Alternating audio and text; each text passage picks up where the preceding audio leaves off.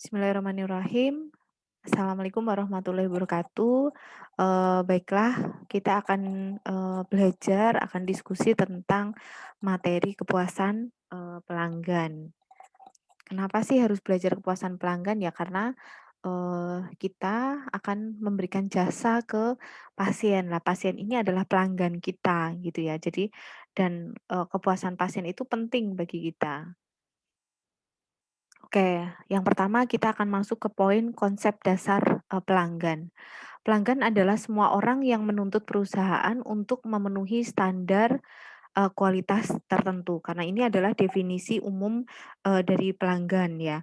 Ada juga beberapa definisi yang lain ya, jadi bahwa pelanggan ini adalah, eee orang yang tidak bergantung pada kita, tetapi kita bergantung, padanya. Ada juga definisi pelanggan adalah, orang yang membawa kita kepada apa keinginannya, nya pelanggan tadi ya.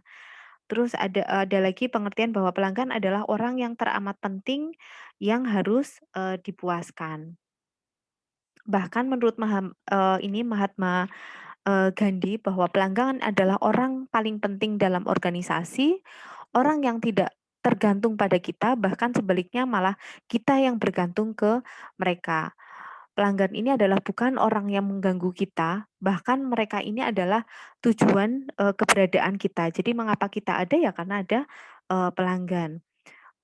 Mahatma Gandhi juga bilang bahwa pelanggan ini adalah orang yang berjasa bagi kita ya. Jadi bukan orang yang harus didebat atau dilawan. Jadi, pelanggan ini adalah orang yang harus dilayani sesuai dengan kewajiban kita sebagai pelayan ya, pelayan bukan, konotasi negatif ya. Terus selanjutnya, pelanggan bahkan ada istilah ya bahwa pelanggan ini adalah, raja ya. Jadi, dan kita harus bisa melayaninya dengan baik, terus, apa saja yang kita miliki akan, mereka, bayar sesuai dengan kebutuhannya, kayak gitu ya, konsep bahwa pelanggan adalah, raja. Terus selanjutnya yang diinginkan oleh, para pelanggan, yang pertama adalah pelanggan itu pengen, bahagia dan puas. Yang kedua, pelanggan ini pengen kebutuhannya terpenuhi dan sesuai dengan harapannya. Yang ketiga, pelanggan ini tidak ingin dibebankan macam-macam dalam bentuk uang maupun, waktu ya, kayak misalnya, belanja belanja ke maaf misalnya Rita Isola, kalau di akhir bulan atau di awal bulan itu antriannya panjang banget dan itu membuang waktu dan itu nantinya akan berpengaruh terhadap, kepuasan, pelanggan ya.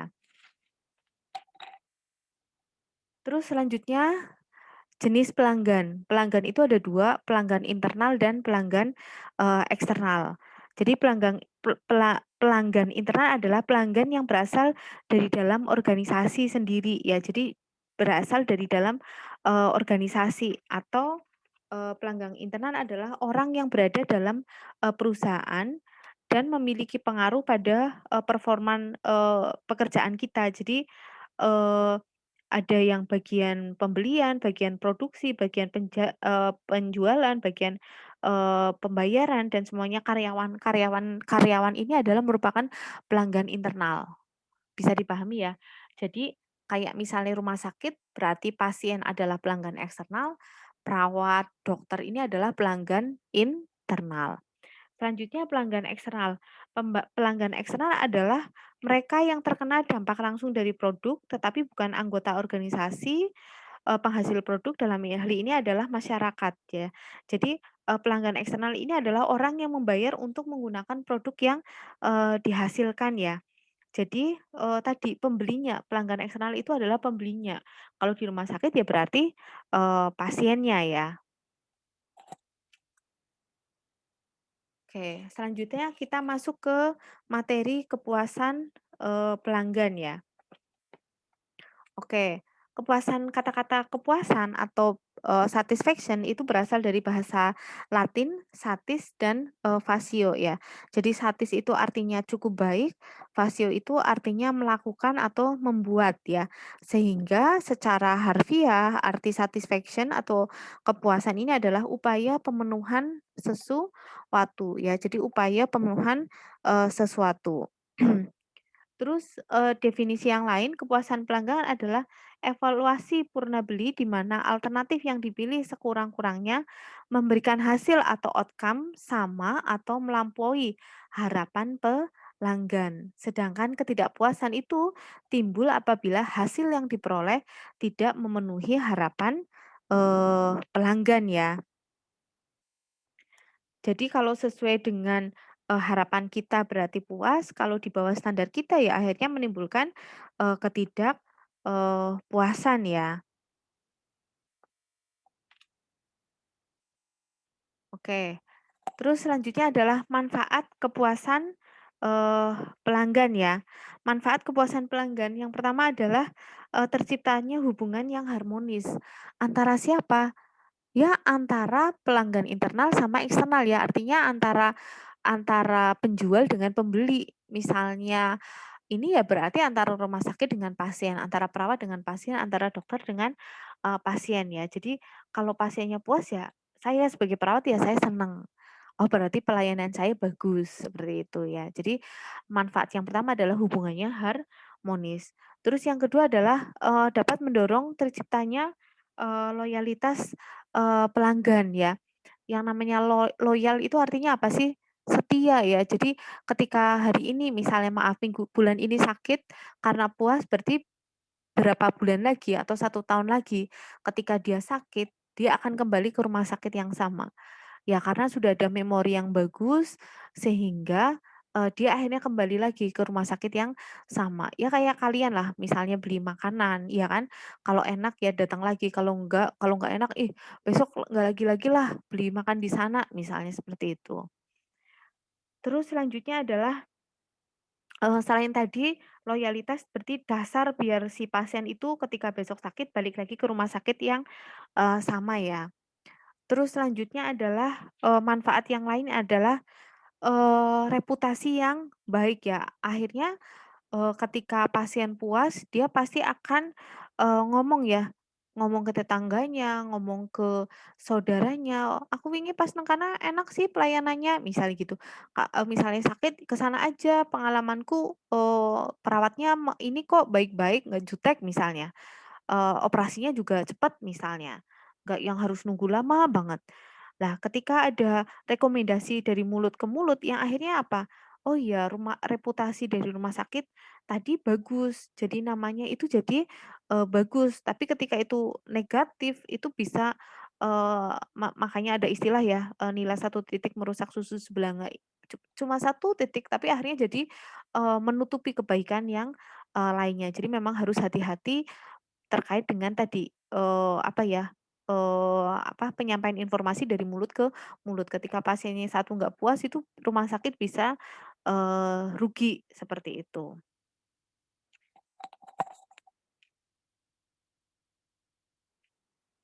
Selanjutnya ke tingkatan kepuasan, pelanggan. Yang pertama itu adalah, bila kinerja lebih rendah dari harapan pelanggan, jadi kinerjanya itu lebih rendah dari harapan pelanggan. Saya berharap A, malah yang ada adalah amin. Maka saya atau pelanggan akan merasa tidak puas ya, karena harapannya tadi lebih tinggi dibanding yang saya, terima. Harapan saya itu lebih tinggi dibanding yang saya terima ya, akhirnya saya jadi, merasa tidak puas. Yang kedua adalah bila kinerja sesuai dengan harapan pelanggan. Lah kalau sesuai dengan harapan saya, ya pasti saya akan puas ya, karena harapan saya sesuai dengan yang saya terima, seperti itu.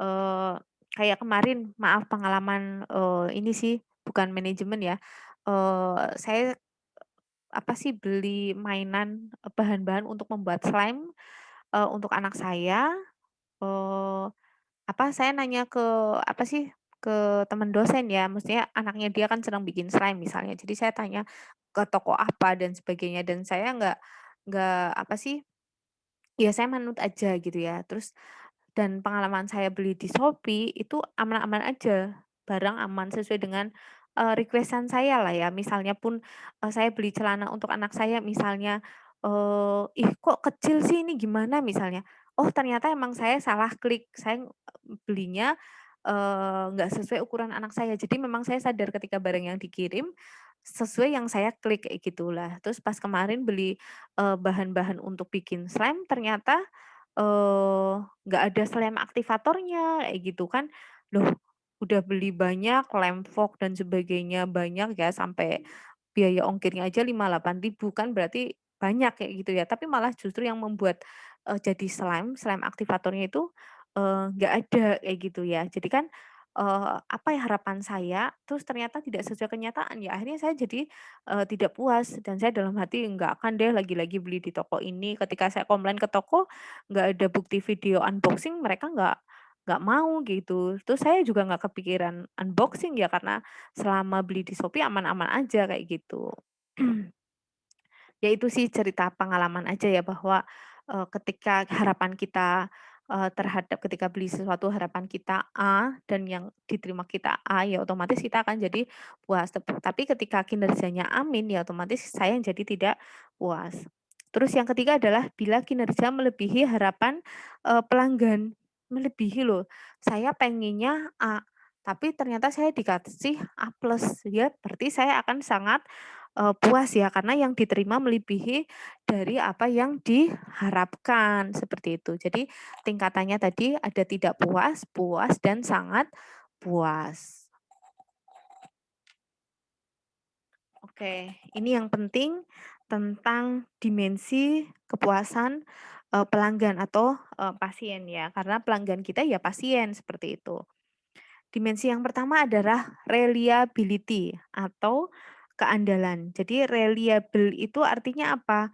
Reliable itu atau andal itu bahwa ketika kita, punya kemampuan untuk melakukan pelayanan yang dijanjikan dengan andal ya, dengan reliable, dengan andal, seperti itu. Terus selanjutnya adalah responsiveness atau responsif itu artinya, mencakup bagaimana tanggapan kita atas keluhan, pelanggan ya yang, dia merasa tidak puas atau merasa kurang puas, itu tanggapan kita, kita langsung cepat bereaksi atau tidak. Ini adalah responsiveness ya. Jadi, tanggapan kita, eee, terhadap permintaan pelanggan dan kemauan untuk memberikan layanan yang cepat, itu adalah responsiveness. Terus selanjutnya adalah assurance atau kepastian. Jadi pengetahuan dan kesopanan karyawan serta kemampuan untuk menyampaikan kepercayaan dan keyakinan mereka. Jadi, dimensi kepastian itu artinya ketika saya dirawat di rumah sakit, ya pasti saya akan selamat, kayak gitu ya. Dan ini dipengaruhi oleh tadi pengetahuan, perawat, dipengaruhi oleh, kesopanan dari, perawat, serta kemampuan atau skillnya. Terus selanjutnya adalah empati. Arti kata empati adalah apa?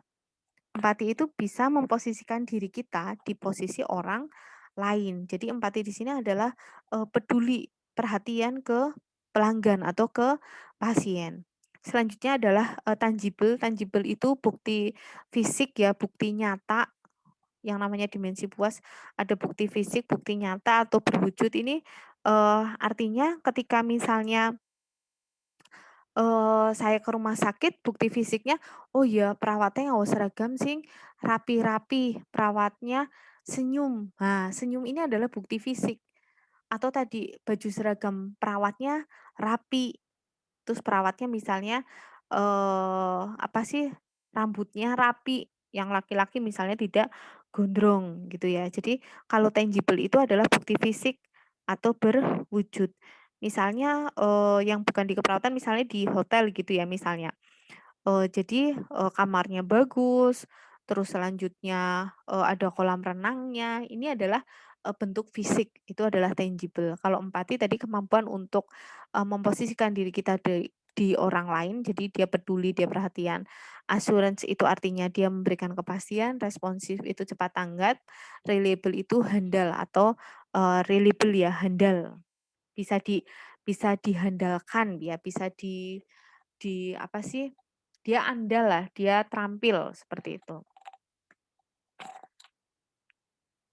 Terus selanjutnya adalah faktor yang mempengaruhi, kepuasan, pasien ya. Di sini ada kualitas produk, kualitas layanan, harga atau biaya, lokasi, fasilitas, dan desain, visual. Yang pertama adalah kualitas produk atau jasa ya, karena kita, perawat jadi memberikan kualitas, jasa ya. Jadi pasien ini akan merasa puas bila hasil evaluasi mereka menunjukkan bahwa produk atau jasa yang digunakan itu, berkualitas. Jadi tergantung pada kenyataan kualitas atau jasa sama tergantung juga pada, komunikasi ya. Jadi gini, kualitas produk atau jasa itu jadi pasien akan merasa puas jika produk atau jasa yang diberikan ke pasien itu berkualitas, seperti itu. Terus selanjutnya adalah kualitas layanan ya. Jadi pasien ini akan puas jika mereka memperoleh pelayanan yang baik atau yang sesuai dengan yang, diharapkan ya. Terus selanjutnya adalah harga atau biaya, semakin mahal gimana? Semakin mahal pasien semakin puas apa enggak? Enggak ya, jelas ya, pasien ya pengennya yang murah tapi, sembuh ya.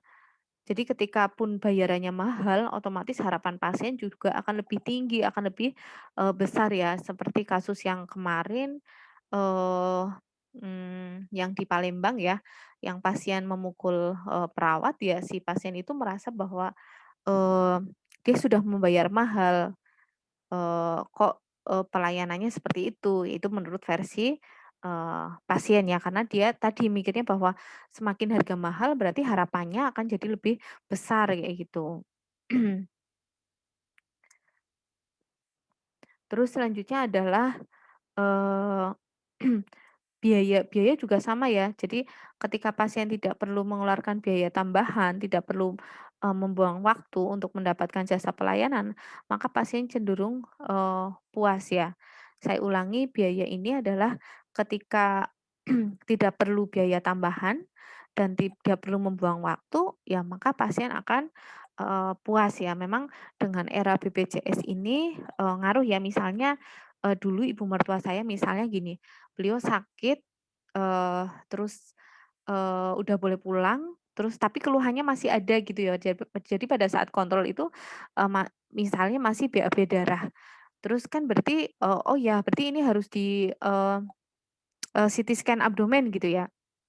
Kalau CT scan abdomen karena pakai BPJS berarti nunggu sebulan lagi. Ah, sebulan lagi, lama banget. Terus akhirnya, kita diskusi, ya sudahlah pakai biaya sendiri Dok, terus sama dokternya diterangkan bahwa, ini bisa sih nggak bayar misalnya ya pakai BPJS, tapi ya pasien masuk lewat IGD, harus masuk ke, rawat inap kayak gitu. Dan, ibu mertua saya nggak mau kan karena yang nginep di rumah sakit walaupun fasilitasnya enak, tetep aja kan lebih enak di rumah sendiri. Jadi beliau nggak mau mondok sehingga ya akhirnya tadi, beliau, memakai, uang sendiri kayak gitu dan akhirnya ngaruh ke kepuasan tadi. Oh kalau pakai BPJS kayak gitu ya, kayak gitu-gitu loh yang akhirnya jadi kita punya persepsi sendiri. Terus selanjutnya adalah faktor yang mempengaruhi kepuasan maaf, kepuasan pasien yang lain adalah, lokasi, fasilitas, dan desain, visual. Lokasi ya, kalau, lokasinya dekat ya otomatis kita akan milih yang lebih dekat. Terus fasilitas, semakin banyak fasilitas ya otomatis kita akan pilih, rumah sakit yang banyak, fasilitasnya ya.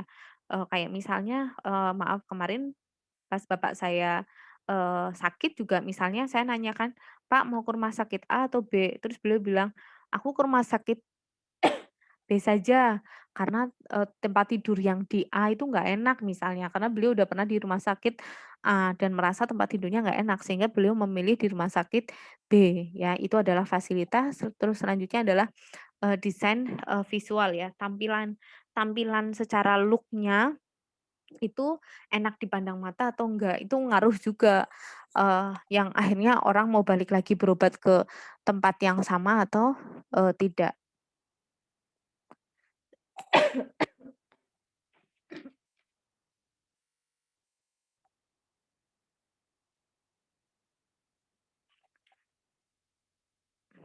Ya, selanjutnya masuk ke prinsip, etika, pelayanan. Ada 3 prinsip, yang pertama adalah prinsip keadilan, prinsip kejujuran, dan, prinsip kepercayaan. Yang pertama adalah prinsip, keadilan. Jadi keadilan di sini itu mencakup pada keseimbangan dan, tanggung jawab ya. Jadi, kalau prinsip keadilan ini melahirkan, keseimbangan, prinsip keadilan yang melakukan, tanggung jawab bahwa, keadilan seseorang ini ketika dia memiliki empati orang lain sehingga dia akan, mempertanggungjawabkan segala perbuatannya. Jadi ketika saya akan memberikan pelayanan ke pasien, prinsip adil. Adil itu artinya berarti apa? Tidak membeda-bedakan pasien, apakah itu pasien kelas satu, 2, 3, kayak gitu atau pasien VIP. Tapi pada prinsipnya sebagai perawat, kita tahu bahwa ketika pasiennya adalah, misalnya pasien VIP, berarti dia mampu. Ketika dia mampu, berarti dia pun mampu secara pendidikan. Makanya dia menuntut lebih. Nah, otomatis kita harus lebih pinter ya. Sebelum ditanya-tanya kita udah nyiapin dulu jawabannya, kayak gitu ya. Walaupun kita nggak membeda-bedakan ya, bener yang membedakan adalah fasilitas memang.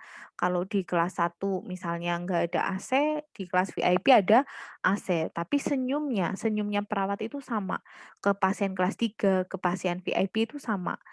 Kayak gitu ya. Cuma untuk, pasien VIP memang kita harus pengetahuannya harus, siap ya, karena mereka mampu berarti otomatis mampu secara, pendidikan, seperti itu. Otomatis pengetahuannya, tinggi juga, kayak gitu. Prinsip yang kedua adalah, prinsip kejujuran ya, bahwa memang kejujuran ini akan membawa, apa sih ya, ketika saya jujur otomatis akan, dipercaya oleh orang lain gitu ya. Sama seperti ini, ketika saya jujur otomatis pasien akan jadi percaya ke kita. Terus selanjutnya ini, eee, kalau misalnya jujur di sini itu misalnya dalam, jual beli ya, artinya, eee, nggak ngomong misalnya, "Ini jeruknya manis banget," misalnya, padahal enggak, sebenarnya itu nggak boleh seperti itu. Terus selanjutnya adalah prinsip yang ketiga adalah prinsip, kepercayaan atau amanah. Jadi, menepati janji, menetapi apa sih, menepati amanah ini adalah, moral yang mulia. Amanah ini adalah artinya mengembalikan hak apa saja yang kepada, pemiliknya ya, dan dia tidak mengambil, sesuatu melebihi haknya, tidak mengurangi, terus entah itu harga atau upah ya. Jadi, ketika dipercaya artinya ketika saya, atau perawat atau pasien meminta tolong kita, ya kita bisa dipercaya karena tadi kita amanah. Amanah itu ya haknya pasien apa ya saya penuhi, seperti itu. Jadi itu untuk prinsip etika pelayanan, terus selanjutnya adalah pelayanan prima ya, harapannya, dengan kepuasan pasien itu tercipta ketika kita memberikan pelayanan yang, prima ke, pasien ya. Pelayanan prima merupakan pelayanan yang sangat baik atau pelayanan yang sesuai dengan standar pelayanan yang berlaku atau dimiliki oleh instansi dalam memberikan, pelayanan ya. Jadi dia memberikan pelayanan yang sangat baik atau sesuai dengan standarnya ya. Jadi, makanya kemarin pas kasus perawat Palembang juga, perawat sudah melakukan sesuatu sesuai dengan SOP, sesuai dengan standarnya, ya berarti memang dia juga memberikan pelayanan, prima, seperti itu ya. Nah, terus selanjutnya dalam memberikan pelayanan prima, ini ada beberapa hal yang perlu diselaraskan ya, artinya, bareng-bareng atau apa sih ya, komponen inti dari pelayanan prima itu ada sikap, ada perhatian, ada tindakan, ada kemampuan, ada penampilan dan, tanggung jawab. Yang pertama adalah, sikap. Sikap ini adalah perilaku yang harus ditonjolkan ketika menghadapi, pelanggan ya. Sikap apa contohnya? Jadi sikap ini adalah perilaku yang harus ditonjolkan ketika menghadapi, pelanggan. Contohnya apa? Contohnya adalah sopan, terus selanjutnya, bersikap menghargai, terus selanjutnya adalah, berpikir positif. Ini adalah, sikap-sikap dalam pelayanan prima dan itu ditonjolkan, ditampilkan di hadapan, pasien. Terus selanjutnya adalah perhatian atau peduli ya. Jadi perhatian di sini adalah kepedulian penuh kepada pelanggan ya. Baik yang berkaitan dengan perhatian akan kebutuhan dan keinginan pelanggan maupun, pemahaman atas, kritik sarannya ya. Jadi perhatian di sini lebih ke Eee, kebutuhan keinginan pelanggan apa, sama, ketika pasien request apa, kita perhatian juga, seperti itu. Jadi perhatian di sini juga mendengarkan dengan aktif, memahami secara sungguh-sungguh terhadap kebutuhan pelanggan, terus selanjutnya adalah, mencurahkan perhatian penuh kepada, pelanggan. Terus keselarasan yang ketiga adalah tindakan atau action. Tindakan ini berarti kegiatan nyata yang harus dilakukan dalam memberikan layanan kepada, pelanggan ya. Jadi tindakan nyatanya ini adalah ya, tindakan ya. Terus misalnya, tindakan kita langsung menuju pasien ketika pasien ngebel, lewat ini berarti ya kita langsung mendatangi, pasien. Terus selanjutnya adalah kemampuan atau ability ya. Pelayanan prima, perawatnya, perawat anestesi atau misalnya perawat yang umum misalnya, dia senyumnya ramah banget ya, bajunya sopan, rapi, tapi dia nggak terampil begging, ya sama aja bohong ya, nggak bisa. Jadi kemampuan ini atau, ability itu juga, dibutuhkan ya. Jadi pengetahuan sama keterampilan itu mutlak untuk menunjang pelayanan, prima ya. Jadi kemampuan skillnya, kemampuan komunikasinya, terus selanjutnya kemampuan untuk membina, hubungan saling percaya dengan pasien itu penting, ya. Jadi artinya sikapnya sopan, sikapnya perhatian dan sebagainya, tapi kalau dia, nggak pintar secara kognitif sama skill, sama aja bohong, gitu. Gitu ya. Terus selanjutnya adalah itu tadi kemampuan, selanjutnya adalah, penampilan atau tampakan ya. Tampakannya, yang namanya prima ya berarti apa? Eee, dia bisa berupa fisik maupun fisik ya, non fisik. Artinya yang fisik ya, oh ya memang seragam hari ini sesuai dengan aturan main, sepatunya ya sesuai aturan main, jilbabnya rapi, untuk yang laki-laki misalnya rambutnya rapi, nggak gondrong, nggak ada polem juga, apa sih, poni lempar, itu nggak ada, kayak gitu. Jadi, secara penampilan juga bagus, itu yang fisik. Kalau yang non fisik ya tadi bentuk percaya diri, bentuk senyum, itu adalah bentuk penampilan. Terus selanjutnya adalah hal yang penting yang terakhir adalah tanggung jawab ya. Ketika dia pintar secara, kognitif, dia pintar skillnya, tapi dia nggak bertanggung jawab, ya sama aja bohong. Artinya tanggung jawab adalah tanggung jawab itu artinya apa? Melakukan kewajibannya, yang jadi kewajibannya ya dia lakukan, itu disebut sebagai, tanggung jawab ya. Eee